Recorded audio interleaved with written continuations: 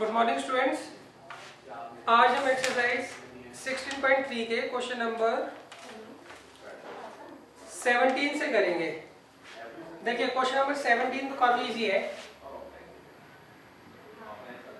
इसमें इन्होंने आपको कहा है ए एंड बी आर इवन such that probability of A जो है वो आपको दे रखी है 0.42, प्रोबेबिलिटी ऑफ बी जो है वो आपको दे रखा है 0.48 and probability of A and B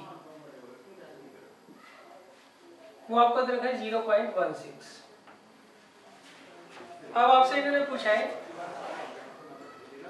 probability of not ए,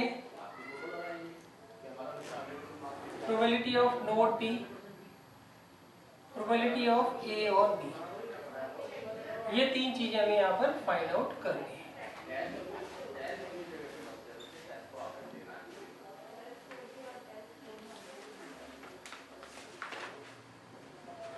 अब देखिए सबसे पहले नॉट ए का मतलब क्या होता है।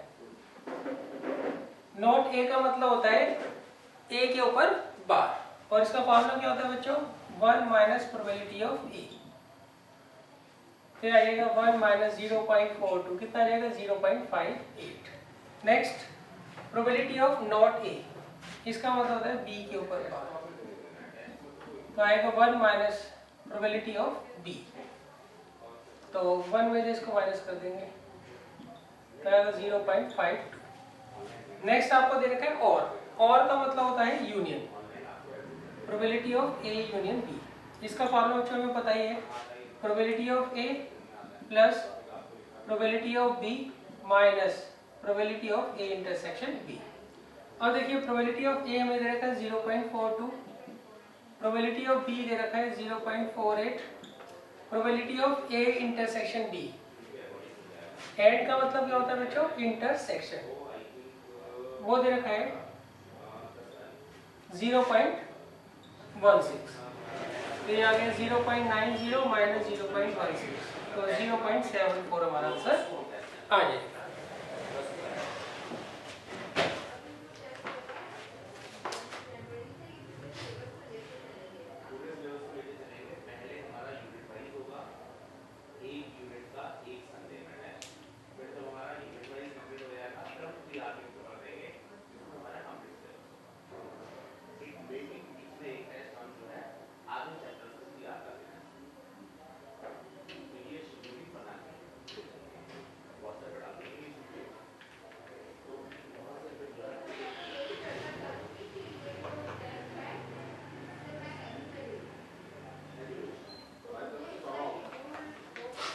अब देखिए नेक्स्ट क्वेश्चन है क्वेश्चन नंबर 18। देखिए और का मतलब तो यूनियन होता है, और लिखा है या एटलीस्ट वन लिखा है, सही, उसका मतलब तो होता है यूनियन। और अगर एंड या बोथ लिखा आता है दो इवेंट्स के केस में, तो उसका मतलब इंटरसेक्शन होता है।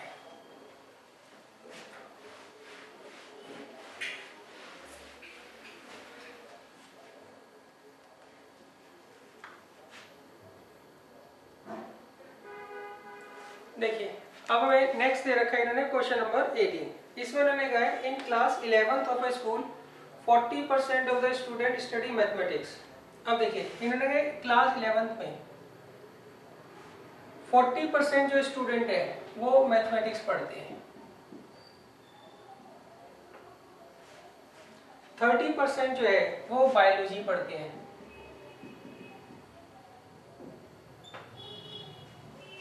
और 10% जो है वो दोनों सब्जेक्ट पढ़ते हैं, मतलब एम इंटरसेक्शन बी।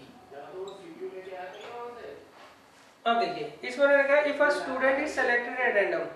अब अगर मान लीजिए आप रैंडमली एक स्टूडेंट को सिलेक्ट करते हैं, find the probability that he will be studying mathematics और बायोलॉजी। क्या प्रोबेबिलिटी है वो मैथमेटिक्स और बायोलॉजी पढ़ रहा हो।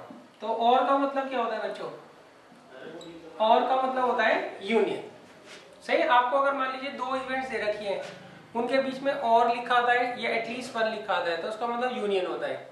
अगर उनके बीच में एंड या बोथ लिखा होता है तो उसका मतलब इंटरसेक्शन होता है। तो देखिए एम यूनियन बी का क्या फॉर्मूला होता है, probability of M plus probability of B minus probability of M intersection B।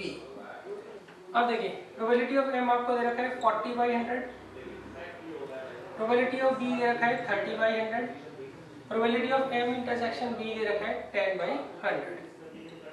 तो ये कितना आ जाएगा 60/100। क्लियर है? अगर मान लीजिए दो इवेंट्स में और लिखा होता है या एटलीस्ट लिखा होता है तो उसके लिए हम क्या करते हैं यूनियन लिखते हैं, और अगर एंड या बोथ लिखा होता है तो उसको हम क्या बोलते हैं इंटरसेक्शन।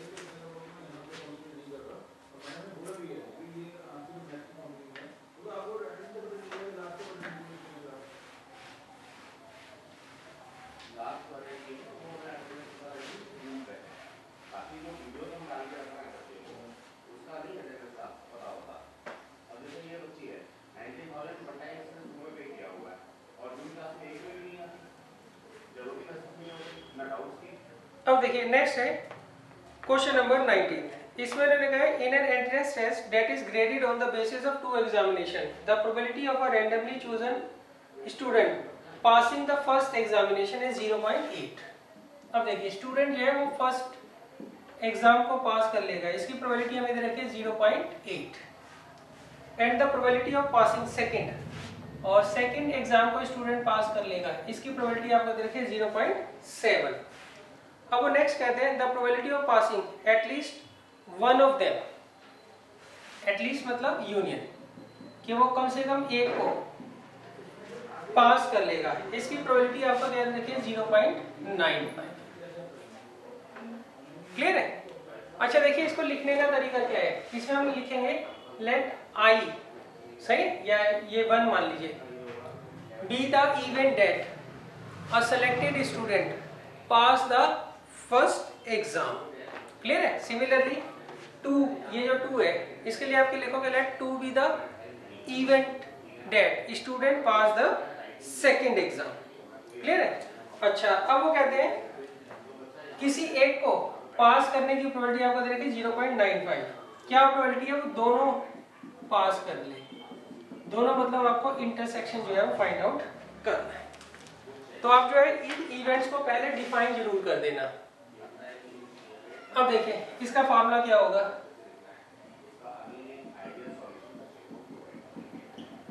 ये होगा probability of first passing first plus probability of passing second minus probability of passing both.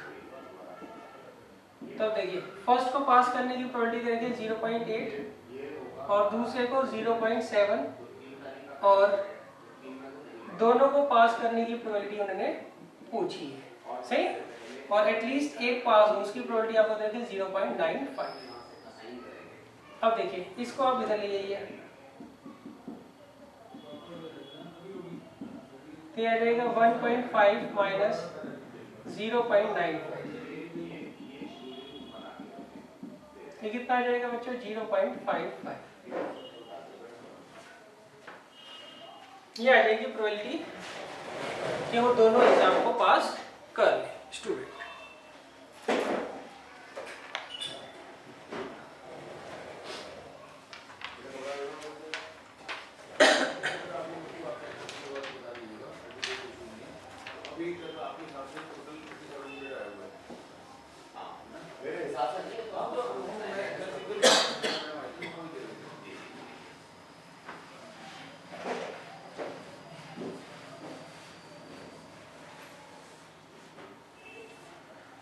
अब देखिए नेक्स्ट है क्वेश्चन नंबर 20। देखिए क्वेश्चन नंबर 20 में मैंने कहा है the probability that a student will pass the final examination in both English and Hindi is 0.5। देखिए इसमें मैंने कहा एक स्टूडेंट है, उसके इंग्लिश और हिंदी के दोनों के एग्जामिनेशन पास करने की प्रोबेबिलिटी 0.5 दे रखी है। सही, एंड लिखा है ना, इसलिए हम क्या करेंगे यहाँ पे इंटरसेक्शन लगाएंगे। वो दे रखा है 0.5। अच्छा, अब उसमें मैंने रखा है the probability of passing neither is 0.1। अब दोनों के ना पास करने की प्रोबेबिलिटी क्या दे रखी है? 0.1 दे रखी है।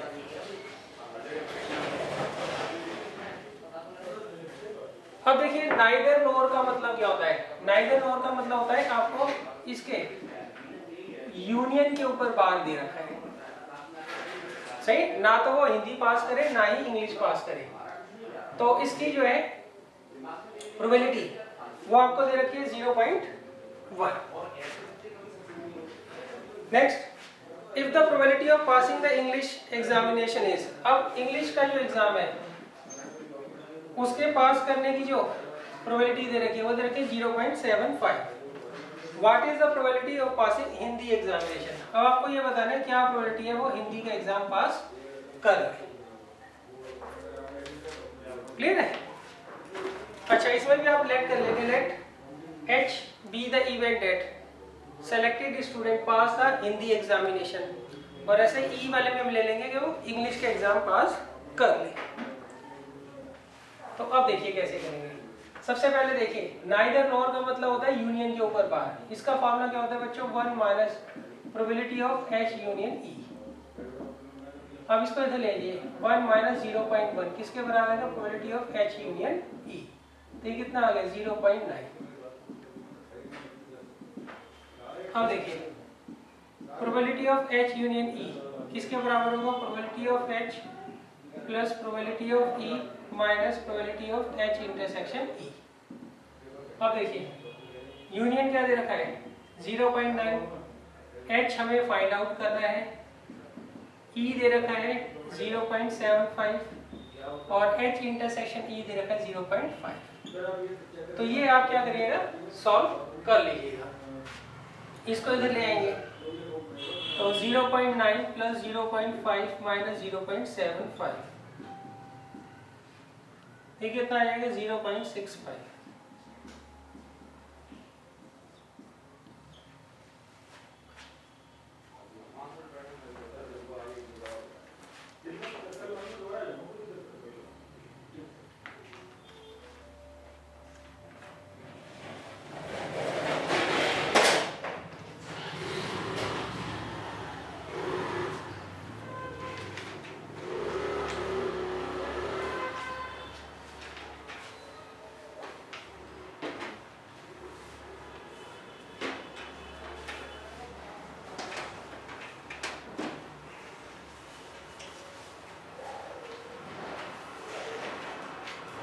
अब देखिए नेक्स्ट है क्वेश्चन नंबर 21।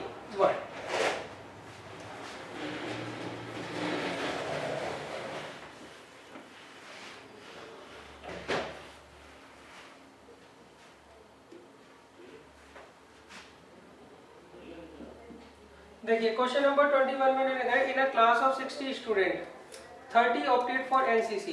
देखिए 60 स्टूडेंट की एक क्लास है, उसमें 30 जो है स्टूडेंट्स उनके पास एनसीसी है। 32 ऑप्ट फॉर एनएसएस, एनएसएस के लिए 32 लोगों ने ऑप्ट किया है और 24 जो है दोनों के लिए ऑप्ट करते हैं।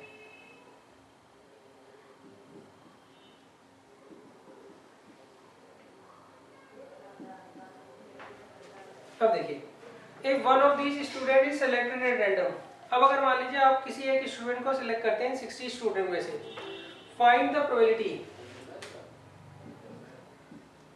ही ऑप्ट फॉर एनएसएस और एनसीसी।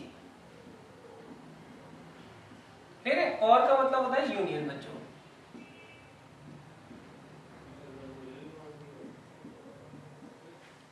दूसरे पार्ट में मैंने कहा है he has opted neither NCC nor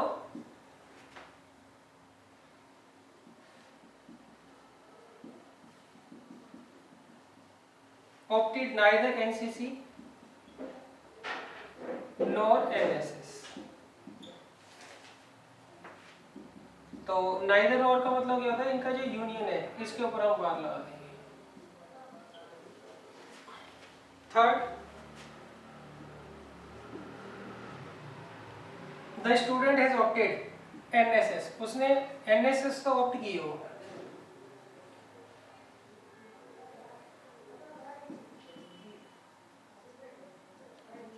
opted NSS but not NCC, अगर एनसीसी ऑप्ट ना की।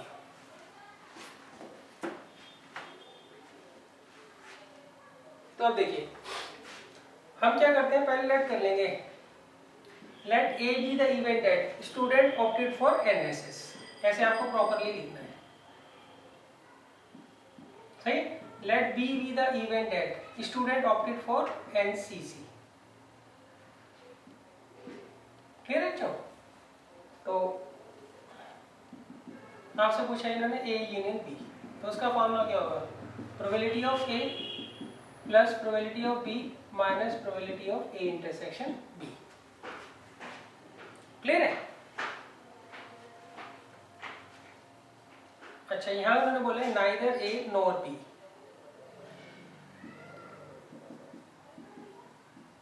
नाइदर ए नॉर बी मतलब ए यूनियन बी के ऊपर बाहर, सही। तो इसको आप कैसे निकालोगे, 1 minus probability of A union B, तो ये हम ऑलरेडी ऊपर से निकाल चुके होंगे यहाँ पर। नेक्स्ट है opted NSS but not NCC, मतलब ए बट नॉट बी, मतलब आपको ए माइनस बी पूछा है इन्होंने, उसका फॉर्मूला क्या होता है, probability of A minus probability of A intersection B, clear है। और देखिए ये तो ए मान रहे इसको इवेंट को, इसे बी, तो प्रोबेबिलिटी ऑफ ए क्या होगी 30/60, सही। एक बच्चे ने एनसीसी सिलेक्ट की हो, उसकी प्रोबेबिलिटी क्या होगी 30/60, एनएसएस सिलेक्ट किया हो, उसकी प्रोबेबिलिटी क्या हो जाएगी 32/60, दोनों सेलेक्ट किए हो, उसकी प्रोबेबिलिटी हो जाएगी 24/60, सही। अब हम क्या करेंगे, यहाँ पर वैल्यूज पुट कर देंगे, ये आएगा 30/60, 32/60 माइनस 24/60, तो आ जाएगा 62, 38/60, इसे आप काट दीजिएगा, सही। 19/30 आ जाएगा आंसर, तो यहाँ वैल्यू पुट कर दी है 1 माइनस 90/30, तो 11/30, क्लियर। और यहाँ पर ए की प्रोबेबिलिटी दे रही है 30/60 और ए इंटरसेक्शन बी 24/60, तो 1/10 आ जाए।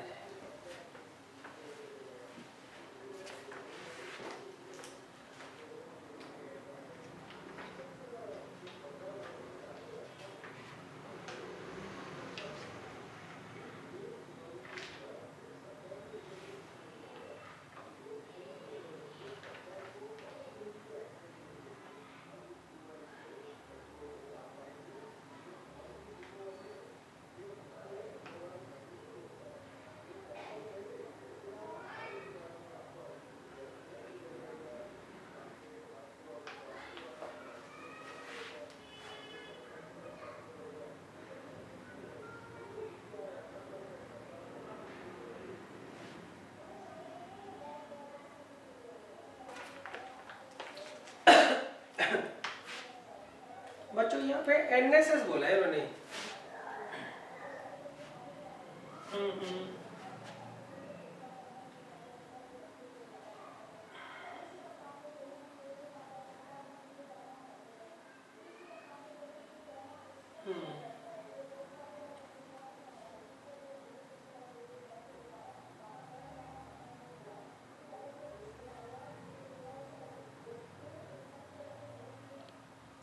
बच्चों यहाँ थोड़ी गड़बड़ कर दी मैंने एनएसएस को तो ए माना है और एनसीसी को बी माना है ना, एनसीसी वाले 30 है, इसे तो बी माना है ना, तो ये ऐसे आना था 30 32। अच्छा यहाँ पर 32,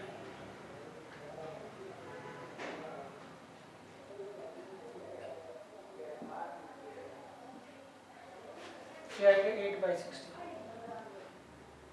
तो 2/15। सही, ये थोड़ा मैंने उल्टा लिख दिया।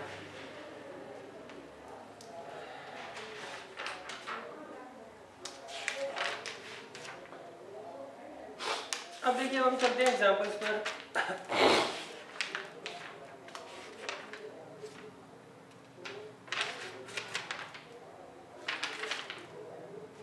अब देखिए 10th एग्जांपल आप खुद कर लीजिएगा। 10th हो गया, 11th हो गया, ये 10th से है रिलेटेड। 10th क्लास में आप ऑलरेडी इनको कर चुके हैं।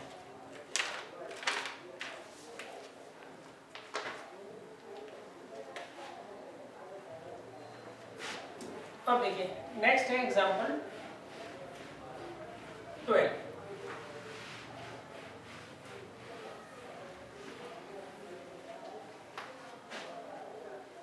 देखिए एग्जांपल 12 में मैंने क्या कहा है, इसमें मैंने कहा 2 students Anil and Ashima appeared in an exam। 2 student हैं, एक का नाम अनिल है और एक का नाम आशिमा है। ये दोनों एक एग्जाम में जो है अपियर हो रहे हैं। The probability that Anil will qualify the exam, Anil जो है उसको क्वालिफाई कर लेगा, इसकी प्रोबेबिलिटी आपको दे रखी है 0.05। और next Ashima will qualify the exam, उसकी प्रोबेबिलिटी दे रखी है 0.10।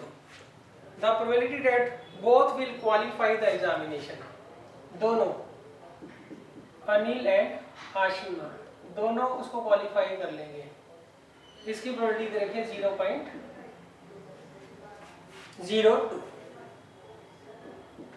अब देखिए इन्होंने क्या पूछा है, find the probability that both will not qualify the examination. सही, पहले केस में उन्होंने कहा है both will not qualify the exam.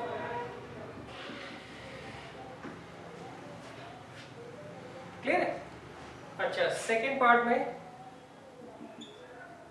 At least one of them will not qualify the exam, at least one of them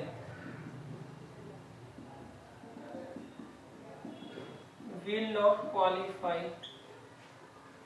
the exam।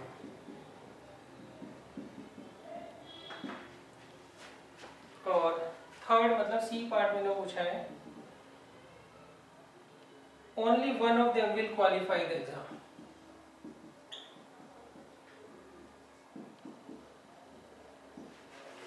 only one of them will qualify the exam. अब देखिए पहले case में उन्होंने कहा है both Anil and Ashima will not qualify the exam. Clear है? तो देखिए बोथ का मतलब होता है इंटरसेक्शन, बोथ का मतलब होता है इंटरसेक्शन, और वो कहते हैं विल नॉट क्वालिफाई, मतलब इसकी आपसे प्रोबेबिलिटी उन्होंने पूछी है। इसका फॉर्मूला क्या होता है बच्चों? इसका फॉर्मूला था probability of E union F का पूरे का बाहर। सही, तो उसके लिए हम क्या करेंगे, 1 में से ई यूनियन एफ को माइनस कर लेंगे। सही, अब इसका फॉर्मूला लगा दीजिए, probability of E plus probability of F minus probability of E intersection F. Clear है? यहाँ पर हम इसे तो ई मान रहे हैं कि अनिल जो है, let E be the event that Anil will pass the exam. सही, let F be the event that Ashima will pass the exam, qualify sorry. Clear है? तो इसको आप लिख लीजिएगा अच्छे तरीके से। अब इसे बच्चों सॉल्व तो कर लोगे आप लोग?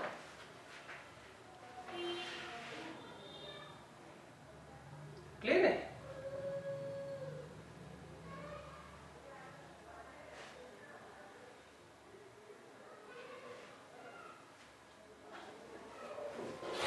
तो ये आ रहा है 1 minus probability of E 0.05, probability of F 0.110 minus 0.02।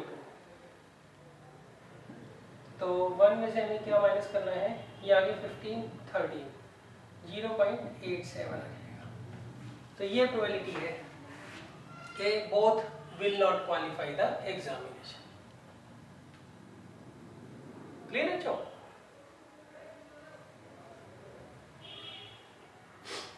अच्छा, अब देखिए नेक्स्ट इन्होंने कहा है at least one of them will not qualify the exam, मतलब उनमें से कम एक जो है वो क्वालिफाई जो है एग्जाम को ना कर पाए, मतलब या तो एक ना कर पाए या दोनों ही एग्जाम को क्वालिफाई ना कर पाए। क्या था? क्लियर है? तो देखिए इसमें हो क्या सकता है कंडीशन में कि अनिल एग्जाम को क्वालिफाई कर ले और आशिमा रह जाए। क्लियर है? अच्छा, एक कंडीशन तो ये हो सकती है। दूसरी कंडीशन ये हो सकती है आशिमा तो एग्जाम को क्वालिफाई कर ले मगर अनिल ना कर पाए। क्लियर है? थर्ड क्या हो सकती है, दोनों क्वालिफाई कर ले। सही। फोर्थ क्या हो सकती है, दोनों ही क्वालिफाई ना कर पाए। बार का मतलब होता है नॉट। अच्छा, इन सब का प्रोबेबिलिटी का सम क्या होगा, 1 होगा। सही। देखिए पहले इसमें कंडीशन देख लीजिए क्या क्या हो सकती है। अनिल कर ले आशिमा रह जाए, ये भी हो सकता है। अनिल रह जाए आशिमा कर ले क्वालिफाई एग्जाम को, दोनों कर ले या दोनों ना कर ले। तो इन चारों जो एलिमेंट्री इवेंट्स हैं इनकी प्रोबेबिलिटी का सम क्या होगा, 1 होगा। अब उन्होंने पूछा क्या है, at least one of them will not qualify the exam, कि उनमें से कोई एक जो है कम से कम एग्जाम को क्वालिफाई ना कर पाए, या तो एक ना कर पाए या दोनों ना कर पाए। तो इसमें देखिए एक क्वालिफाई नहीं कर पा रहा है, इसमें दोनों नहीं क्वालिफाई कर रहे हैं। तो इन तीनों की प्रोबेबिलिटी का सम आपसे उन्होंने पूछा हुआ है। तो इसको हम कैसे निकालेंगे, 1 माइनस ये दोनों जो है एग्जाम को क्वालिफाई कर ले। क्लियर है बच्चों?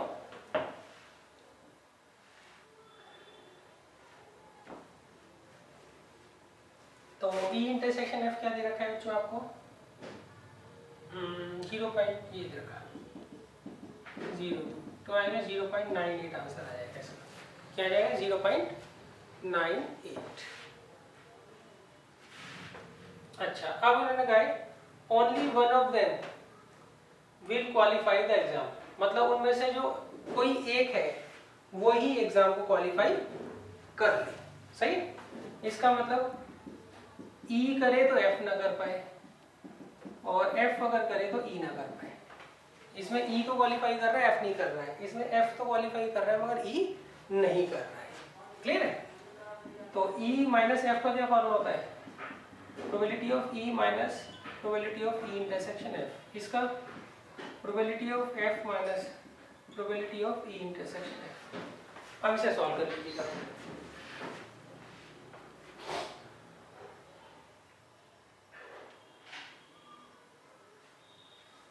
क्लियर है बच्चों? इसमें ना आपको पहले ना यहाँ पे डिफाइन करना होता है कि आप किसको E मान रहे हैं, किसको F मान रहे हैं। तो मैं लिखना सिखा देता हूँ पहले तो आपको। यहाँ पर हम लेट करेंगे, late E be the event that, पहले हमने किसको माना है बच्चों, पहले आपको दे रखा है अनिल का नाम, Anil will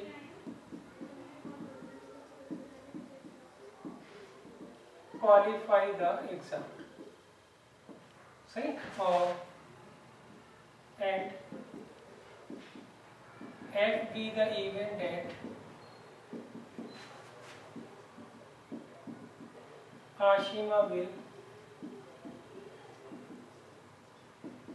qualify the exam।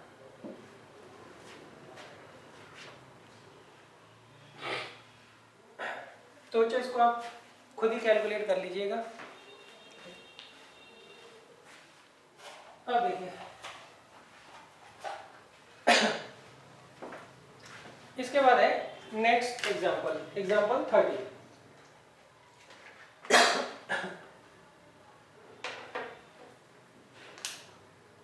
देखिए इसमें उन्होंने कहा a committee of 2 person is selected from 2 main and 2 women. हमें क्यों है, एक कमेटी को सिलेक्ट करना है, किसमें से, 2 मेन और 2 वुमेन में से।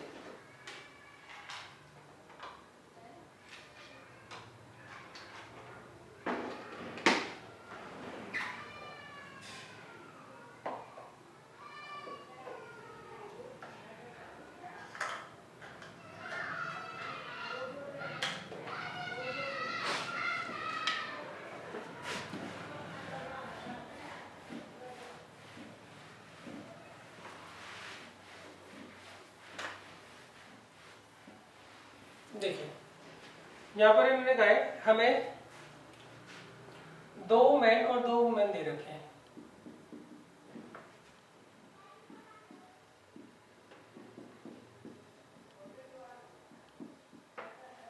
अब हमें क्या करना है, इसमें से 2 पर्सन्स की कमेटी को क्या करना है, सिलेक्ट करना है।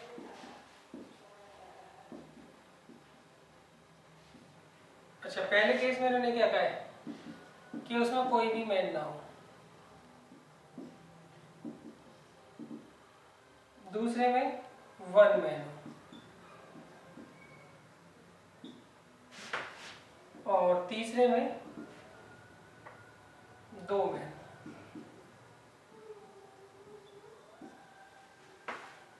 तो अब देखिए कैसे करते हैं। देखिए प्रोबेबिलिटी ऑफ इवेंट का क्या फॉर्मूला होता है, नंबर ऑफ फेवरेबल आउटकम्स और नीचे total number of outcomes. Clear है। तो अब देखिए हमें जो है यहाँ पर 4 में से 2 पर्सन्स को क्या करना है, सिलेक्ट करना है। तो कितने तरीके से हम 4 में से 2 लोगों को सिलेक्ट कर सकते हैं, 4C2 बेस से। कितने बेस से बच्चों, 4C2 बेस से हम 4 में से क्या कर सकते हैं, 2 पर्सन्स को सिलेक्ट कर सकते हैं। अब वो कहते हैं जो सिलेक्टेड पर्सन है उनमें क्या प्रोबेबिलिटी है कि कोई भी आदमी ना आए। तो इसका मतलब यहाँ से तो 0 हो, 2 में से कोई भी आदमी ना हो, तो बाकी मतलब इन 2 में से दोनों क्या होंगी, वुमेन होंगी। तो ये फेवरेबल है। टोटल नंबर ऑफ केसेस हैं, 4 में से 2 पर्सन सिलेक्ट करने हैं। तो कितने वे से आप सिलेक्ट कर सकते हो, 4C2 वे से। ये तो ये टोटल नंबर ऑफ केसेस आ गए। फेवरेबल में उन्होंने कहा है कि कोई भी मैन ना हो, तो इसका मतलब 2 वुमेन होनी चाहिए। अब 2 वुमेन है, उनमें से 2 वुमेन को सिलेक्ट करने के कितने नंबर ऑफ वेज होंगे, 2C2। तो ये हो गया फेवरेबल, ये हो गया टोटल। क्लियर है। अच्छा, सॉल्व करना आपको आता ही है। एनसीआर का क्या फॉर्मूला आता है बच्चों, n factorial upon r factorial into n minus r factorial. अच्छा एक बात ध्यान रखना, 0 फैक्टोरियल जो होता है वो हमेशा 1 होता है।